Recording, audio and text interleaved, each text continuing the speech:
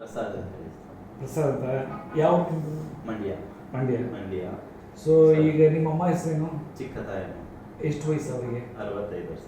First question, ಅವರಿಗೆ chronic kidney patient ನೀವು ಔಷಧಿ ತಗೊಂಡ್ರಿ, ಔಷಧಿ ಹೆಂಗೆ ಗೊತ್ತಾಯ್ತು ನನ್ನ ಹತ್ರ ಇದೆ? ಸರ್ ನಾನು ಯೂಟ್ಯೂಬಲ್ಲಿ ಚೆಕ್ ಮಾಡಿದ್ವಿ. ಸ್ಟ್ರೈಟಾಗಿ ಯೂಟ್ಯೂಬಲ್ಲಿ ಚೆಕ್ ಮಾಡಿದ್ರೆ? ಯೂಟ್ಯೂಬಲ್ಲಿ ಚೆಕ್ ಮಾಡಿದಾಗ ಹೆಂಗೆ ಗೊತ್ತಾಯ್ತು? ಯೂಟ್ಯೂಬಲ್ಲಿ ಹೆಂಗೆ ಚೆಕ್? ನಾನು ಆಯುರ್ವೇದಿಕ್ಕಲ್ಲಿ ಅಲ್ಲ, ಯಾಕೆ ಹೇಳ್ತಾ ಇದ್ದೀನಿ ಅಂದರೆ ಎಷ್ಟೋ ಜನಕ್ಕೆ ವರ್ಲ್ಡ್ ವೈಡ್ ಕುತೂಹಲದಿಂದ ಇದನ್ನು ಅಬ್ಸರ್ವ್ ಮಾಡ್ತಾ ಇರ್ತಾರೆ. ಸಲ ಯೂಟ್ಯೂಬಲ್ಲಿ ಚೆಕ್ ಮಾಡಿದಾಗ ನಿಮ್ಗೆ 2 ಸತಿ ಮೀಟ್ ಮಾಡೋಣ ಅಂತ ಬಂದ್ವಿ, ಆಗ ನೀವು ಸಿಕ್ಲಿಲ್ಲ. ಸಲ ಹುಷೇನ್ ಅಂತ ಹೇಳಿ ಕೆಳಗಡೆ ಅವ್ರನ್ನ ಮೀಟ್ ಮಾಡಿ ನಾವು ಇಲ್ಲ ಅವ್ರು ನೆಕ್ಸ್ಟ್ ಟೈಮ್ ಸಿಗ್ತಾರೆ, ನೀವು ತಗೊಂಡೋಗಿ ಅವ್ರು ಡೈರೆಕ್ಟ್ ಬೇಕಾದ್ರೆ ಒಂದ್ಸತಿ ಮಾತಾಡೋರೆ ಅವ್ರ ಹತ್ರ ಅಂತ ಹೇಳಿದಾಗ ನಾವು ತಗೊಂಡೋದ್ವಿ. ಬಟ್ ಯೂಟ್ಯೂಬಲ್ಲಿ ನಾನು ಎಲ್ಲ ಚೆಕ್ ಮಾಡಿದ್ವಿ, ಯಾವುದು ಬೆಸ್ಟ್ ಆಯುರ್ವೇದಿಕ್ ಇದೆ ಇವಾಗ ಅಂತ ಹೇಳಿ. ನಮ್ಗೆ ತುಂಬ ಕಡೆ ಹೇಳಿದ್ರು, ಆಗ ನಮಗೆ ಇದು ನಿಯರ್ ಬೈ ನಮ್ಗೆ ಚೆನ್ನಾಗಿದೆ ನೋಡೋಣ ಅಂದ್ಬಿಟ್ಟು ಯೂಟ್ಯೂಬಲ್ಲೆಲ್ಲ ನೋಡಿದ್ವಿ. ಹಾಗಾಗಿ ಮಿರಾಕಲ್ ಡ್ರಿಂಕ್ಗೆ ಬಂದ್ವಿ ನಾವು. ಬಟ್ ನಾವು ಮಿರಾಕಲ್ ಡ್ರಿಂಕ್ ಬಂದಾಗ ನಮ್ಮ ತಾಯಿ ಕ್ರಿಯೇಟಿನ್ ಎಲ್ಲ 13% ಇತ್ತು. 13 ಇತ್ತು ಇವಾಗ. ಇವಾಗ 11 ಬಂದಿದೆ. ಏನೇನು ಡಿಫ್ರೆನ್ಸ್ ಆಗಿದೆ? ಹಿಮೋಗ್ಲೋಬಿನ್ ಏನು ಡಿಫ್ರೆನ್ಸ್ ಆಗಿದೆ? ಅವ್ರ ಆಕ್ಟಿವಿಟಿಯಲ್ಲಿ ಏನು ಡಿಫ್ರೆನ್ಸ್ ಆಗಿದೆ? ಬಟ್ ಸರ್ ಅವಾಗ ಅವರು ಬಾಡಿ ಹೆಂಗಿತ್ತು ಅವಾಗ? ಅವ್ರು ಹೆಂಗೆ ಇದ್ರು ಅವಾಗ? ಕ್ರಿಯೇಟಿನ್ ಅವಾಗಂದ್ರೆ ಸಿಚುವೇಶನ್ ಅವ್ರಿಗೆ ಊಟ ತಿನ್ನೋಕ್ಕೂ ಏನೂ ಆಯ್ತಾ ಇರಲಿಲ್ಲ.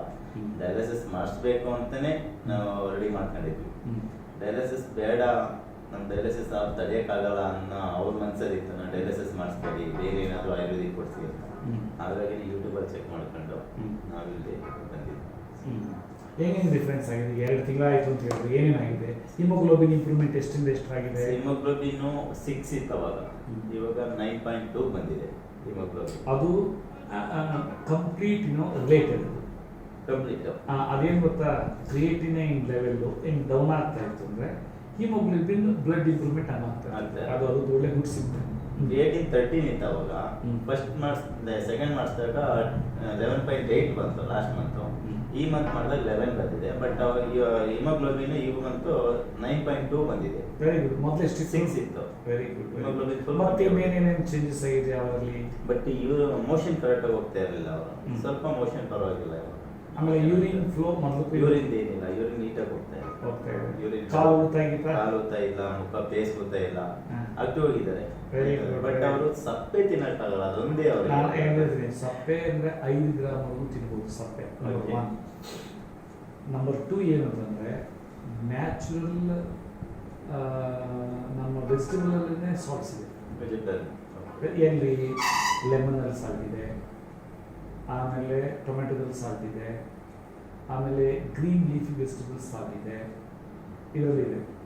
ಸೊ ಅವರಿಗೆ ಮೈಂಡಲ್ಲಿ ನೀವು ಇದು ಮಾಡಬೇಕು, ನೋಡಮ್ಮ 5 ಗ್ರಾಮು ಮೇಲೆ ತಿನ್ನಬಾರ್ದು ಅಂತ 5 ಗ್ರಾಮ್ ಪಾಕೆಟ್ ಇಟ್ಕೋಬೇಕು.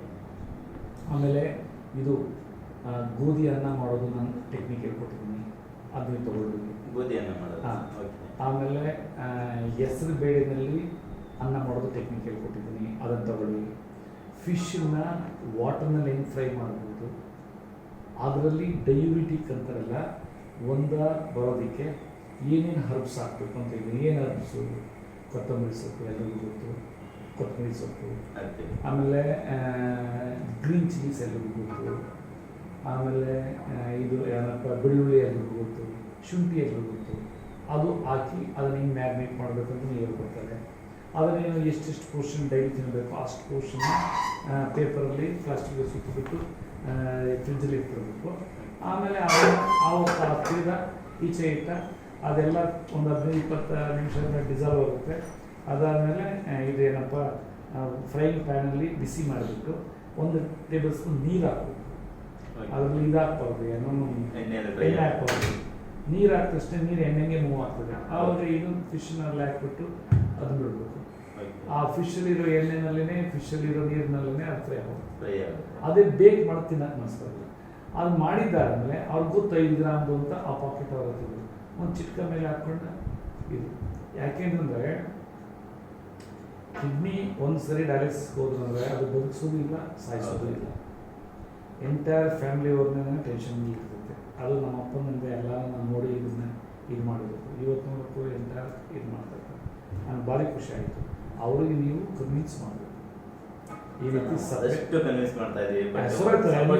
ಫಿಶ್ ಕೊಡ್ತಾ ಇರಲಿಲ್ಲ, ಫಿಶ್ ಕೊಡ್ತಾ ಇಲ್ಲ, ನಾನ್ ವೆಜ್ ಏನು ಕೊಡ್ತಾ ಇಲ್ಲ. ಚಿಕನ್ ಕೊಡ್ರಿ, ಚಿಕನ್ ಹೆಂಗ್ ಮಾಡಬೇಕು ಡಿಸ್ಕಿಂದ ಅದನ್ನು ಇಲ್ಲಿ ಕೇಳ್ತಾರೆ ಓಕೆ ಸರ್. ಅಷ್ಟೇ. ಆಮೇಲೆ ಅಕ್ಷಯ ಮಜ್ಜಿಗೆ ಕೊಡ್ತಾ ಇದ್ರಲ್ಲ ಒಂದ್ಸರಿ, ಅಕ್ಷಯ ಮಜ್ಜಿಗೆ ಕೊಡ್ತಾ ಇದೀವಿ. ಅದು ಮತ್ತೆ ಎಷ್ಟು ಬಾಳೆಕಾಯಿ ದಿಂಡು ಅದು ಸೂಪರ್. ಅದು ಏನ್ ಗೊತ್ತಾ, ಇನ್ನೊಂದು 2 ತಿಂಗಳು ಮಾಡಿ ನಾರ್ಮಲ್ ಆಯ್ತು, ನಾರ್ಮಲ್ ಊಟ ಮಾಡಿ.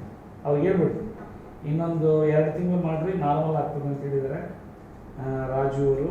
ಸೊ ಅದಾದ ನಂತರ ನೀವು ನಾರ್ಮಲ್ ಆಗಿ ಊಟ ಮಾಡಬೇಕು. ಅಂದ್ರೆ ಅಲ್ಲೇನು ಅತಿ ಎಣ್ಣೆ ಫ್ರೈಡ್ ಐಟಮ್ಸ್ ಅವೆಲ್ಲ ತಿನ್ನಬಾರ್ದು.